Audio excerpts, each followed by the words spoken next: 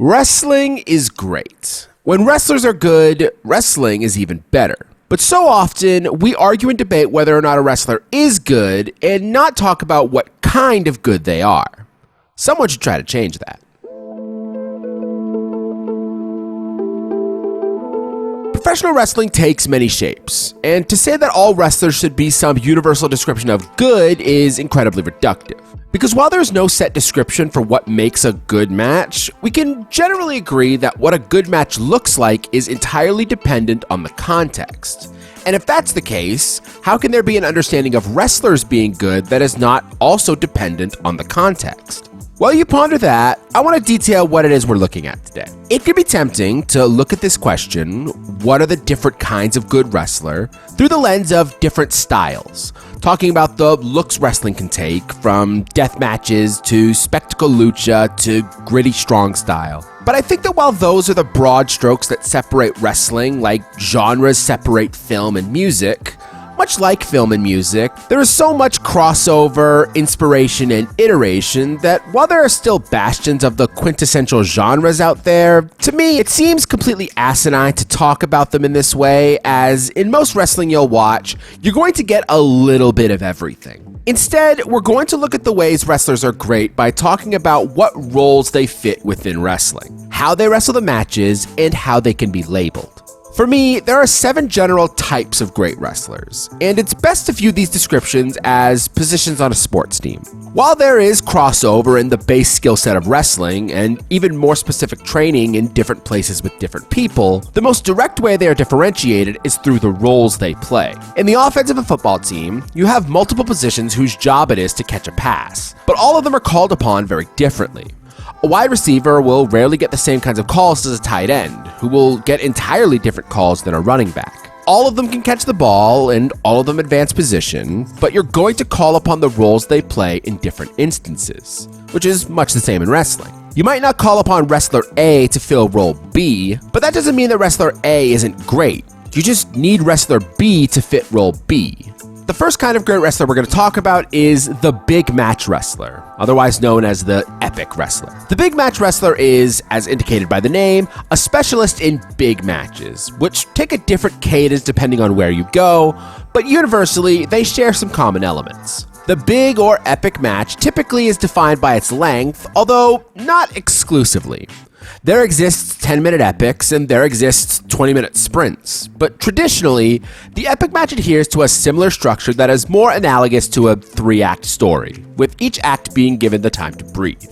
The epic is also defined by other general hallmarks. Long control segments to reset the vibe of the crowd. Big match wrestlers will often feature different and unique moves to distinguish the match from others. There's usually some kind of mid-match escalation, an injury spot, a definitive flashy move, a major angle, something that elevates the drama, as high drama is the definitive quality of the big match. You need big feelings, big effort, big stakes, which means that a big wrestler needs to be able to act as hammer and nail, as well as being able to carry the expectations of an epic. There are so many companies in the world that tries to apply the epic match formula to people who clearly can't live up to it, and it just ends up making matches run an eternity and feeling overdramatic. You can argue that this is more of a booking distinction, but there are ways that wrestlers apply themselves to major matches that make them more of a fit for the role of big match wrestler. Traditionally, the person who comes to mind when I think of a big match wrestler is Charlotte Flair. However you feel about her booking or her role in WWE, Charlotte has an almost unique ability to rise to the occasion, wrestling better when the lights are brighter and the stakes are highest. She is a master of changing her offense and what she looks for down the stretch of her major matches. So you could see her WrestleMania matches with the Horsewomen, Asuka, and Rhea Ripley, and they all look completely different from one another, let alone how she would wrestle in other contexts. Other examples of big match wrestlers, Utami from Stardom and Marigold. I've never been incredibly impressed by Utami in her normal matches or her fast matches, but whenever she's asked to go 30 or deliver an epic, like her 2020 title match with Arisa Hoshiki or her 2024 match with Io Sky, she's always delivered in spades. Another example, Roxanne Perez, or Roxy, is an incredibly talented wrestler all around. But whenever she gets into the big title matches that are built around her and the stories she can tell, like the Battleground match with Jordynne Grace or her 2021 Ring of Honor title match with Miranda Alizé, those positions are what truly unlocks how special she can be. The big match wrestler is invaluable. It's what separates the good from the legendary. But there are some wrestlers who you don't want to ask to go out there and deliver a drama-laden classic. Some wrestlers are able to get the job done in a pinch. The TV wrestler is one that is compelling in the realm of the TV style of wrestling, which carries with it its own boons and burdens. It can be tempted to contrast the TV wrestler with the big match wrestler, saying that big match wrestlers can wrestle long while TV wrestlers can wrestle short. But length isn't inherent to either of these styles, but instead, it's the way these matches are constructed. Big matches, typically reserved for major events, are made with the mindset of all attention going to be on them, while TV matches have inherent limitations. You're wrestling around commercials, you're wrestling through angles. The setup and payoff is likely not going to be clean cut with a TV match. So to be coherent and compelling with this window is potentially the most valuable mark in all of American wrestling. TV wrestling is much more laden with booking gimmicks. Selling a limb from previous matches, getting over a character plot point, interference, post-match attacks. Things that obviously exist in all of wrestling, but their inherent presence within the realm of TV wrestling means that for a TV match to be good, it has to fill these criteria and still remain compelling in-ring action. For this reason, I find that the hallmark of TV wrestlers tends to be their ability to change up their matches to best suit repeat features. There are some amazing wrestlers who will wrestle on TV and just, quote, get their shit in. They hit their signature spots, they sell an angle, and they go home.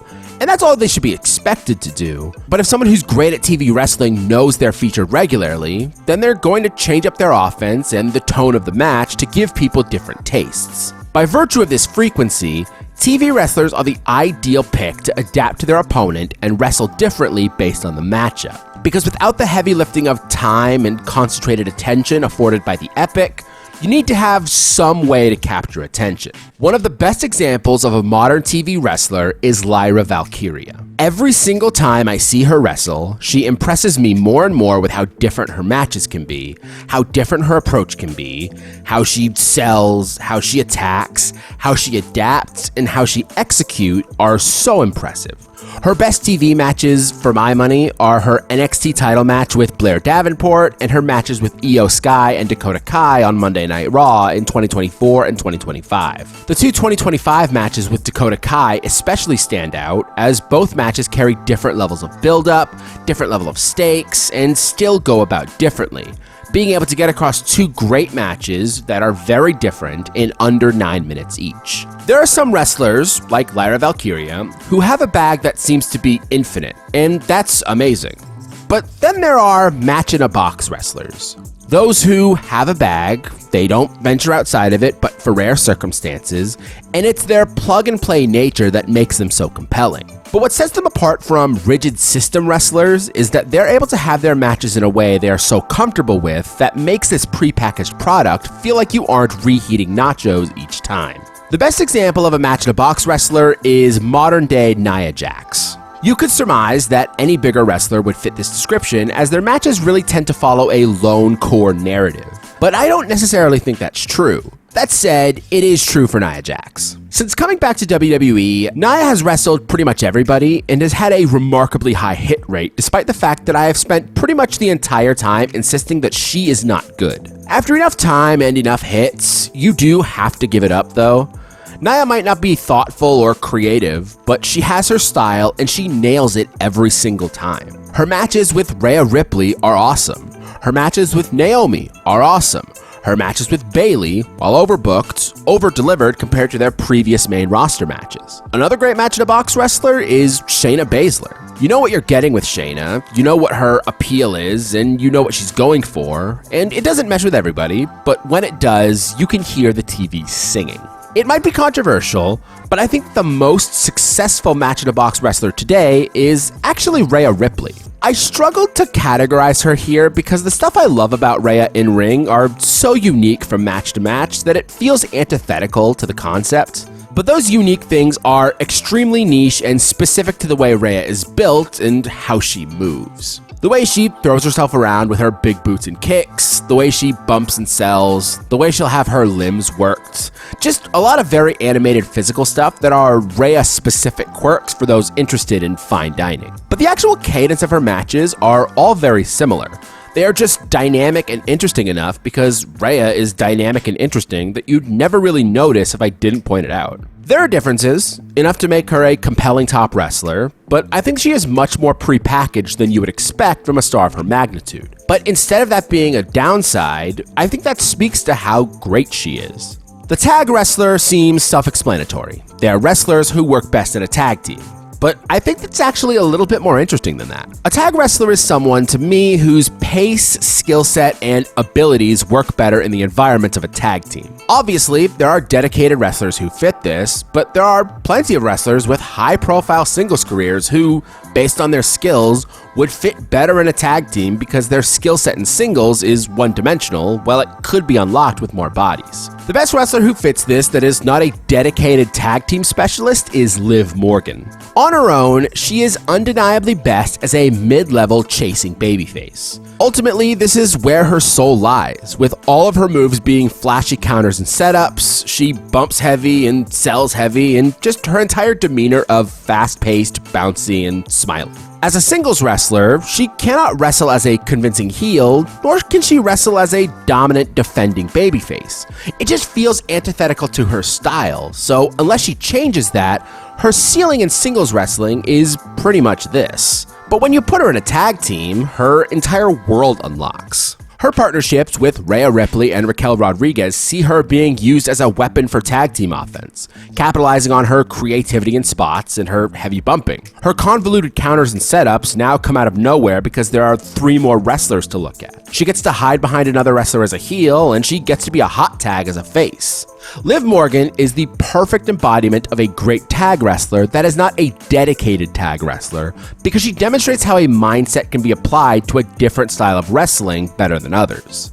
The next couple of great wrestlers are defined less by the distinct style of matches that they wrestle and more by the roles that they play. By nature, these role players will need to do a little bit of everything and are different by virtue of their utility.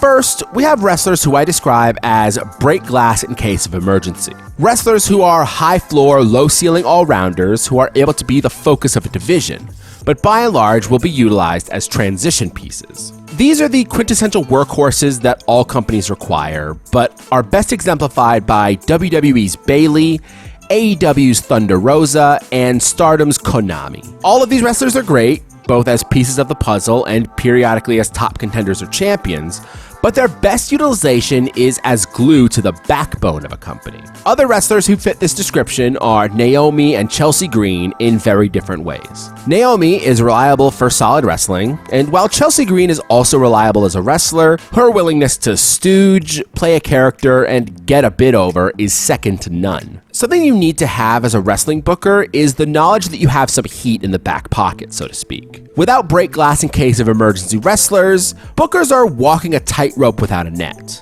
You're able to do it, but I wouldn't advise it. The other utility piece is the bonus track. These are wrestlers I would describe as amazing pieces to have when you are otherwise flush with talent, but are usually not consistent enough to build an entire division around. It might sound like these are just random wrestlers, but you have to think bigger. A lot of times, the bonus track wrestlers are flashy or distinct in one way or another, capable of moments or standout great matches, but they're never consistent enough to overshadow your main cast, making them perfect opponents for a healthy division. The quintessential bonus track for me is Bea Priestley, or Blair Davenport if you're into that sort of thing. Priestley in Stardom was a really great addition to an insanely stacked roster. She built her way into being a legitimately good wrestler who delivered in tag and singles matches constantly. She was never going to overshadow your Momos, your Mayus, or your Arisas, but between her tag team with Jamie Hayter and her viability as a title challenger for a bigger show, Bea Priestley was a magnificent part of the roster. She's a fantastic background character who can pop and have moments and is flashy, but the more you rely upon her, the lower her value, and despite how backhanded that seems, you absolutely need people like that. You need people like Piper Niven and Zoe Stark, distinct, physically impressive wrestlers who help complete the tapestry of a company, even if they aren't the main fixture. The final type of great wrestler is the gifted kid. These are your cream of the crop. If you need something unique, they've got you. You need 45 minutes, they've got you. You need a 7-minute TV match, they've got you.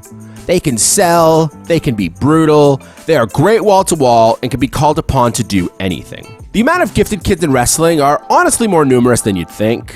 Io Sky, Mayu Iwatani, Bianca Belair, Becky Lynch, Sasha Banks, Jordynne Grace, just a murderer's row of insane talent that can do everything at a high level and are incredibly unique and bursting with personality while doing it. Honestly, gifted kids are so impressive that fuck them a little bit, because the existence of the gifted kid throws the entire conversation out of whack. Because if the gifted kid exists, then what is the point of these other kinds of conversations? Why do we celebrate the TV wrestler and the big match wrestler when the gifted kid can do both?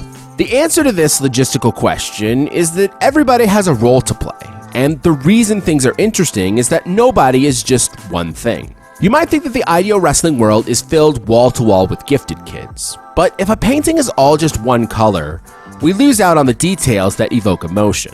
Someone like Lyra Valkyria isn't just a great TV wrestler. Bayley isn't just someone you break glass in case of emergency for. Those personalities and distinct styles are what makes these wrestlers great and unique in specific ways, and the way they come together is why we watch the matches. There is no such thing as a universally great wrestler. Even the gifted kids have their own slants and unique abilities to them that distinguish them from one another. And at the same time, what makes a wrestler great is impossible to boil down to a basic understanding of what is good. We all have our own tastes and our own unique styles. The world of wrestling is so much bigger than I've described here. So find the wrestlers you love and support them instead of trying to argue why someone isn't good all day. I promise you'll be a lot happier for it.